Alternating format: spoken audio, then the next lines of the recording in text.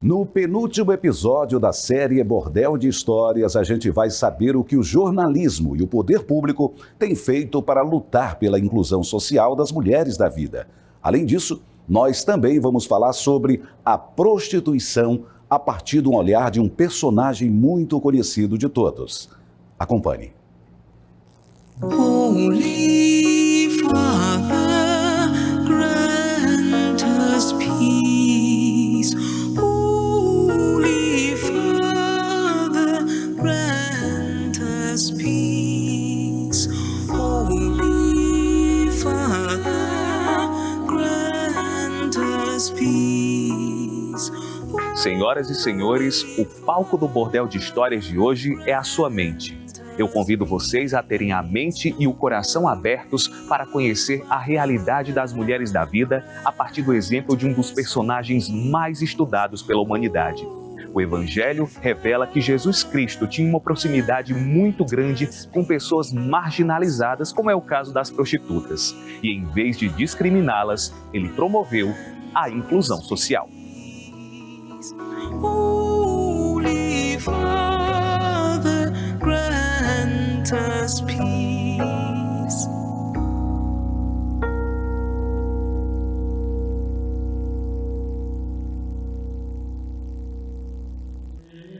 Um fariseu convidou Jesus a comer com ele. Jesus entrou, pôs na casa do fariseu e reclinou-se à mesa. Apareceu então uma mulher da cidade, uma pecadora. Sabendo que ele estava à mesa na casa do fariseu, trouxe um frasco de alabastro com perfume. E ficando por detrás aos pés dele, chorava. E com as lágrimas começou a banhar-lhe os pés e a enxugá-los com os cabelos, a cobri-los de beijo e a ungí-los com perfume. Vendo isso, o fariseu que o havia convidado pôs-se a refletir. Se este homem fosse profeta, saberia bem quem é a mulher que o toca, porque é uma pecadora. Jesus, porém, tomando a palavra, disse: Simão, tenho uma coisa a dizer-te. Fala, mestre, respondeu ele. Um credor tinha 2 devedores. Um lhe devia 500 denários e o outro 50. Como não tivessem com que pagar, perdoou a ambos. Qual dos 2 o amará mais? Simão respondeu: Suponho que é aquele ao qual mais perdoou. Jesus lhe disse: Julgaste bem. E voltando-se para a mulher, disse a Simão: Vês esta mulher? Entrei em tua casa e não me derramaste água nos pés. Ela, ao contrário, regou-me os pés com lágrimas e enxugou-os com os cabelos. Não me deste um ósculo. Ela, porém, desde que entrei, não parou de cobrir-me de beijos. Não me derramaste óleo na cabeça. Ela, ao invés, ungiu-me com os pés com perfume. Por essa razão eu te digo, seus numerosos pecados lhe são perdoados, porque ela demonstrou muito amor. Mas aquele a quem pouco foi perdoado, mostra pouco amor. Em seguida disse a mulher: teus pecados são perdoados. Palavra da salvação. Neste trecho do Evangelho de Lucas, Jesus teve os pés lavados pelas lágrimas de uma prostituta. Em seguida, ele repreende a conduta preconceituosa de um fariseu. Cristo enfrentou a opressão contra os marginalizados. O judeu, na maioria das vezes, via certos tipos de pessoas como pessoas marcadas, por assim dizer, por um castigo dos céus. E essas pessoas não tinham apenas marcas sociais a elas impressas, mas também religiosas, que a essas marcas sociais se somavam. Então a gente vai poder perceber de uma maneira bem clara que Jesus quebra com esses padrões até então existentes na época. E obviamente, como a maioria destes padrões eram defendidos pela elite do seu povo, obviamente isso feria aquilo que já era tradicional do seu povo e fazia com que os grandes o colocassem também à margem. O ato de defender uma mulher considerada pecadora levanta uma discussão relacionada à forma como julgamos pessoas em situação de vulnerabilidade. Segundo este teólogo, o ensinamento que Jesus transmite pode ser resumido em uma palavra: inclusão de verdade. no sentido de pensar que essas pessoas têm dignidade.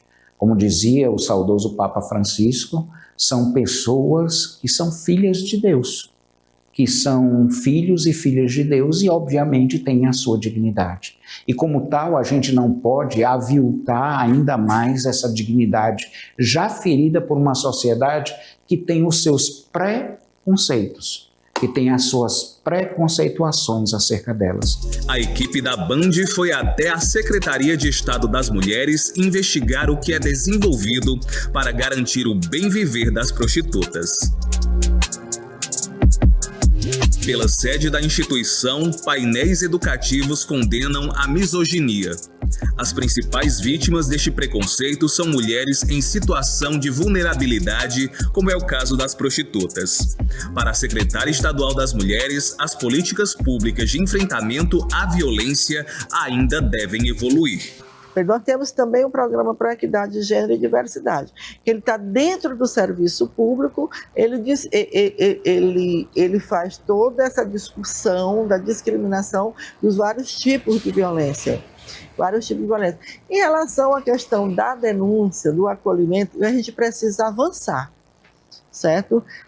Porque as mulheres muitas vezes chegam no sistema de justiça e não têm o acolhimento que deveria nortear todo esse sistema, ou então dentro do próprio sistema de saúde, da assistência social.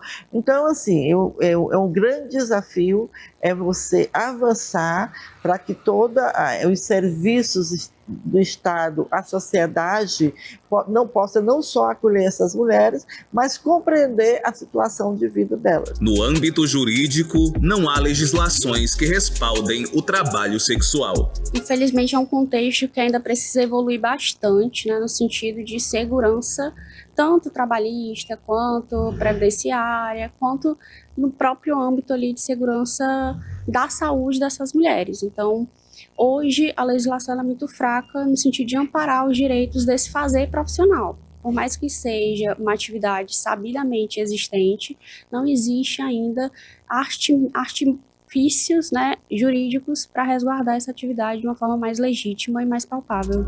O poder público ainda tem dificuldades de romper a barreira do preconceito e chegar às camadas sociais mais desfavorecidas. Escutar as reivindicações destas pessoas é necessário a criação de programas governamentais.